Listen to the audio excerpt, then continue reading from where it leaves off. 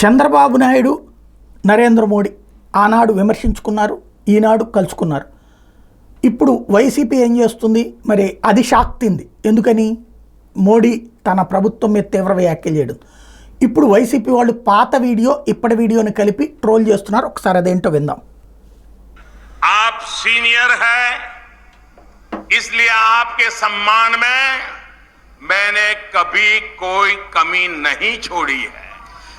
आप सीनियर है दल बदलने में, आप सीनियर है नए नए दलों से गठबंधन करने में, आप सीनियर है अपने खुद के ससुर की पीठ में छुरा भोंकने में.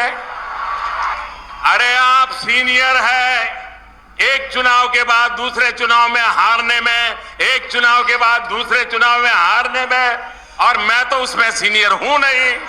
आप सीनियर है आज जिसको गाली दे कल उसकी गोदी में बैठने में. आप सीनियर है आंध्र के सपनों को चूर चूर करने में. साथियों, जब चंद्रबाबू जी की सरकार थी तब ये राज्य विकास के टॉप पर था. ఇది ఆనాడు చెప్పింది.